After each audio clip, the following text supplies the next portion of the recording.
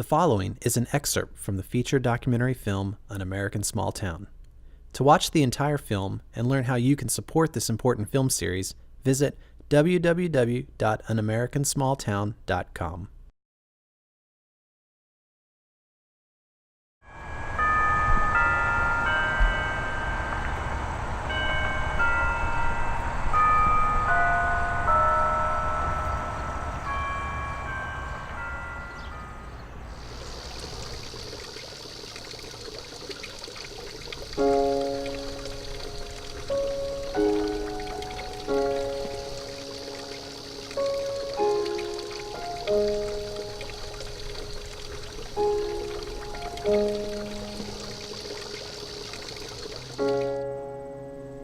It's not county run or state run or village run. It's just a group of people that are flat out interested in keeping this from going.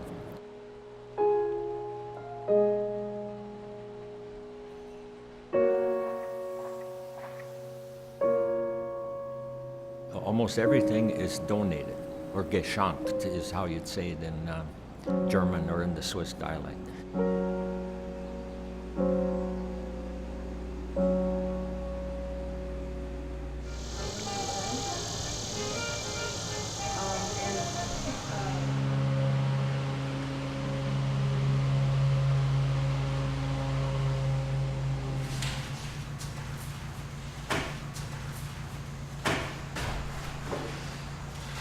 My first school was, before I was married, was right by Judah. It was a little country school. I think I started with 14 youngsters. And it was a good situation. I had all 8 grades. School usually started at 9 o'clock in the country school because the youngsters had to do chores at home. And they got out at 4. We'd have a half-hour, noon hour. An hour usually in the nice days, but a half hour in the winter when it was cold so they could get home earlier. We had our best discussions at noon.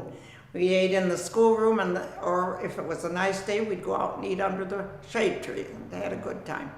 When I was having classes with my 3rd and 4th grade up at the front of the room, the others were working at their seat at their grade level, but they're also listening to what's going on, and so we hear those things over and over. It makes it better. If we had a youngster that was having problems with maybe their math or reading, an older child could help that child. I used to love my kids. I mean, you could pat them on the shoulder or give them a hug. They needed that. Or else if they needed discipline another way, they could get it too. So my first year of teaching, I washed a boy's mouth out with soap because he swore by note. And I said, Donnie, if you continue using that foul language, I'll have to wash your mouth out with soap. And I did. And I can still see him standing at the back of the room saying, I'm going home, tell my dad. Well, he never told Dad, and we know why. Because Dad would have probably done the same or given him worse. But and I've seen him in town since, and he said, do you remember when you did it? And I said, yes, but I wouldn't do it today. So.